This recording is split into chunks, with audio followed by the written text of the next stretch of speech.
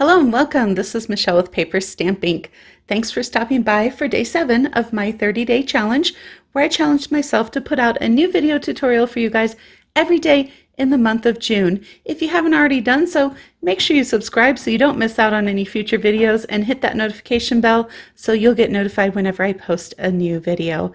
So today we're going to talk about wonky cards. At least that's what I like to call them. I don't know if that's the technical name for them, but they're just kind of off-kilter, purposefully angled cards. And here's a couple samples of what I've created, and we're going to do one together. I've also got some great die cutting tips for you as we go through this process. So let's go ahead. I've got the camera up a little bit higher today so that I can bring my die cutting machine in here. Generally, I try and do my die cutting ahead of time, but today I wanted to go through it with you. So the first thing we're going to be doing, let's go ahead and do the bottom layer first. We're going to be using the stitched label dies. Now, if you're participating in my challenge over on my Facebook group, which you guys are all invited to be a part of that if you have not already tuned in, then you can do whatever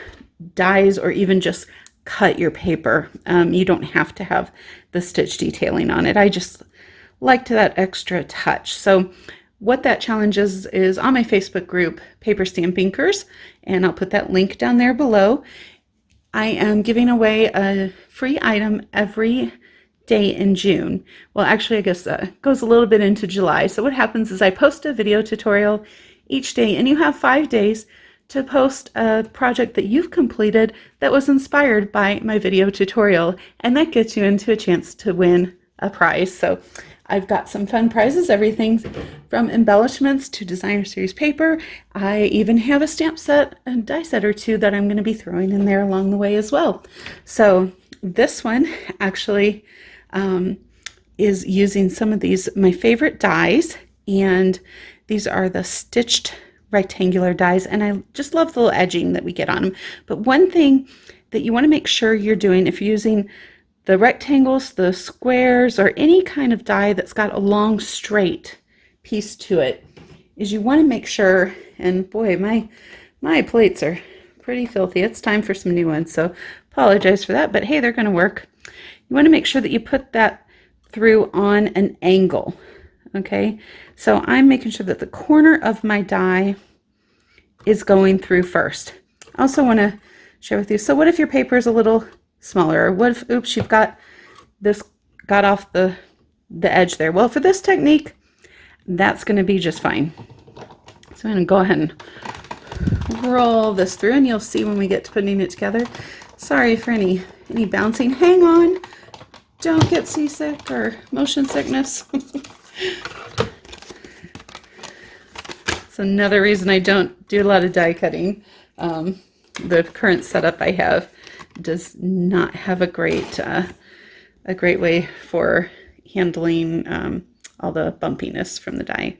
So I hope you can see the little stitched edging detail on those in the camera. So if you have this die set, I am using the largest die on Poppy Parade, and then I'm going to come in and I'm going to use the second largest of the rectangular dies on my Rich Razzleberry, and I picked these colors because they are in the Stampin' Up! Paper, the designer series paper that I'm using. And so I love that they help us with those colors, makes it really quick and easy to match up. So this one, I am trying to get that die somewhat centered because I used a standard card base to cut out, so it's a little bit bigger than what I needed. And that way, carefully take this off because it's a little thin. That way I have a matting layer that I can use. So that's another tip. Think about where you're putting your paper on the piece that you're cutting. Think about the size you're cutting from so that you can do a little double duty when you're cutting those out. And then I'm going to come through with my piece from the poppies, and I am purposefully wanting to cut this at a little bit of an angle, a little bit wonky, like I was saying before, like our cards. And I will show you what I did as a bonus card with that piece. So, oh my goodness. Okay, I promise I'm almost done bouncing you guys around. That's the last piece, and then I'm going to get this out of the way, and we're going to put this card together. But now I've got this mat that's kind of off kilter, and that's fun to do something with too. I guess I should say frame. Those are frames, not mats. There, so let's get this big kick out of the way and bring in our paper. I've gone ahead and I've done the stamping ahead of time because I really wanted to just focus on the die cutting and the card assembly and that technique versus the stamping. But I do want to share with you this. I used the Floral Essence stamp set, and I did a second generation stamping. Now, if you're not familiar with that phrase, what it means is I took the full ink, I stamped it off on some blank paper, and then I use the second stamping, so it's lighter than the full strength of that ink would be, but it's still the same Poppy Parade. So that's a great way to get a variation. You can even do, let me bring in here for you. I did do a third generation, but I just didn't like, I thought that was a little lighter than what I wanted. But it's a great way to be able to get a little bit lighter ink and be able to stamp a sentiment on top of it where you can still see it. I do like this one. I'm going to keep it, but I just, for this card, I'm using such bright, vibrant colors for the rest of it that I thought, I'm not quite sure I wanted that. And so for those, the sentiment piece here, I used my stitch shapes, and this is a great set if you don't have basic shapes with stitching on them, because you get ovals, circles, and squares all in one set. And I'm a big believer in having just some great basic shapes. There's some other things out there besides stitchings. There's like some ropes and double stitching. There's all sorts of fun products out there. So I just, I love to have my basic shapes for my die cutting. So remember we had this piece that I cut the edge off there. And let's see, I think I might bring you guys down. Hang on. Ooh, I'm going to bring you down a little bit closer so that you can see better what I'm working on now that we got that machine out of the way. So this piece here doesn't have the stitching, but because of the nature of this card, we're not doing our traditional let's line it all up and make everything nice and even. We are going to be making this hang off of the edge anyway. And so with this one, I am going to actually mat my pieces all up into this one corner here. Sorry about that noise. I don't know if you guys can hear my cat. He is going a little hyper. It's time to play, I think. He's ready for me to come and play with him for a little bit. He's getting kind of hyper. He's still pretty young. So he's got a lot of energy. More than I do. Anybody else have a cat that plays fetch? He actually likes to fetch fetch aluminum foil balls. Never seen that before. He was really interested in them when I got it out, and so I crumpled a piece up and tossed it just to see what would happen, and that cat, he went and fetched it and brought it back. So I don't know, he's kind of a silly cat, but he's good company. Drop me a comment on your pets and what kind of pets you have and what you enjoy. I love animals and the variety of them. I've had dogs in the past and cats, so I might get a dog again. There we go. So I've got these all mounted up in one corner, and then I'm going to come and look at laying this. Now, because I've got these all matted up into the one corner, I want to make sure this edge is hanging off. You don't have to. I just prefer that I see all three layers kind of on the edge there. So I'm going to want to line that up, and then you can do as much or as little as you want. I mean, if you didn't want to go wonky, this is actually a pretty card there with it all nice and straight, but that's not what we're doing today. We're doing wonky cards. So what I like to do as far as putting adhesive on these is kind of look at where I want it, and then I'm going to go down the edge here and make sure I've got the, yep, I've got the top of my card base at the top, and then I'm going to come and go across the top in that corner just to make sure we get that corner there really good. And if you miss something, you can always go back and add a little bit more adhesive, just kind of tuck up underneath there. So let's line that corner up there and this piece, and I think I kind of like that angle. This Peaceful Poppies paper is just so gorgeous. And we're going to let that dry for just a moment. And while that's drying, let's go ahead and pop our sentiment up with some pop dots. Or, I don't know why I keep wanting to call these pop dots, dimensionals. Maybe they should rename them. So, gonna put this down in the corner here, just to anchor that. And you're gonna definitely want some longer blade scissors for this.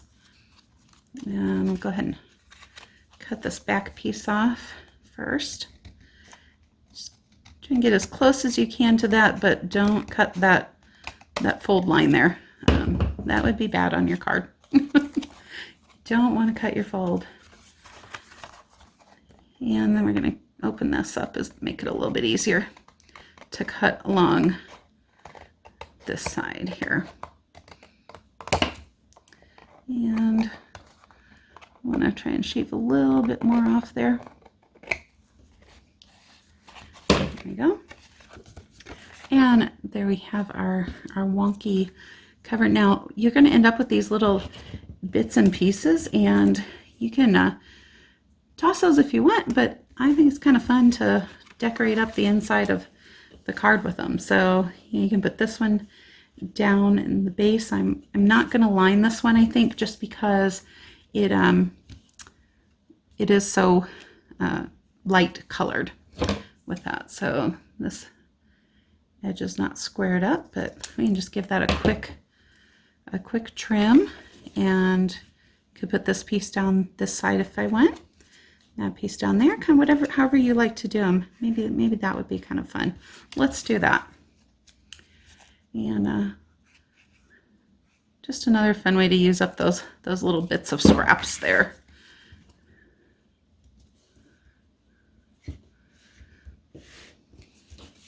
Give it a little bit more dimension. And I like all those colors together and the layering. So I didn't want to toss them out.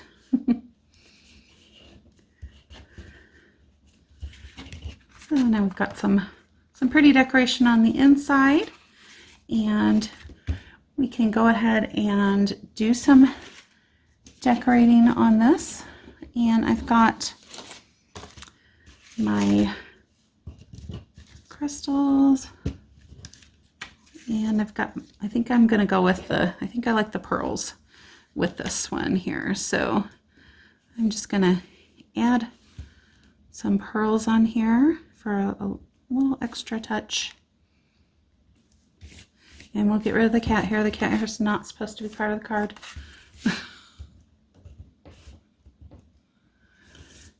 Nope. It's running away from me. All right. Got it with my finger instead. So we'll go with that. There we go. Got my 3 little pearls up there, and now we have a fun, unique card with a little wonky face. So let's go ahead and bring those others in, and let me show you then what I did with the scraps that were left over from that frame. So this one, instead of putting the pieces all on this one, I put them all off to one side to create a larger mat on the right.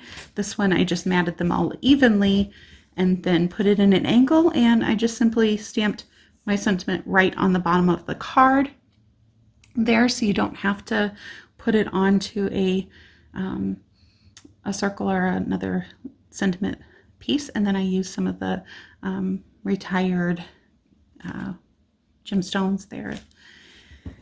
This one, I just did them all kind of wonky. So I turned them this way and that. So they're all at slightly different angles, each of the pieces. So purposefully,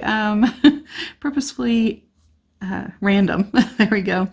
So, and then I put, used one of the rhinestones on the smile, scattered some around, and then to just go with the kind of the wonky off center, continue that look on, I actually put the sentiment, I matted it off center onto this circle piece there. So those are the three cards that I did with the wonky look. And then let's bring in here, this is what I did with that frame. So I had that off-kilter center to the frame, and I put that down, and then I used some strips from the leftover frame of the rich razzleberry, and I had to cut those and create two pieces to kind of get them to mesh in there, because that frame was larger than the inside of this one. And then I simply put a focal image at the full strength of the Poppy Parade. So here you can see the full strength versus the second generation stamping there, and mounted on a rich razzleberry background, and didn't actually put a sentiment on this. Left it just plain, put some pearls on there in the center and down there, and that's our card with the scraps. So we can do all sorts of fun stuff with this wonky layout. I can't wait to see what you guys come up with. If you want to share and post over on my Facebook group. Thanks for tuning in. I hope you guys have been enjoying this series. Give me a thumbs up if you've liked it. That gives me some great feedback. It also helps other people to see my videos on YouTube when you guys comment and give me thumbs ups and interact. So I appreciate that, and I love hearing from you guys on what kinds of projects you'd like me to share in the future. Until we meet again, make sure that you grab your paper, stamp, and ink and do something creative.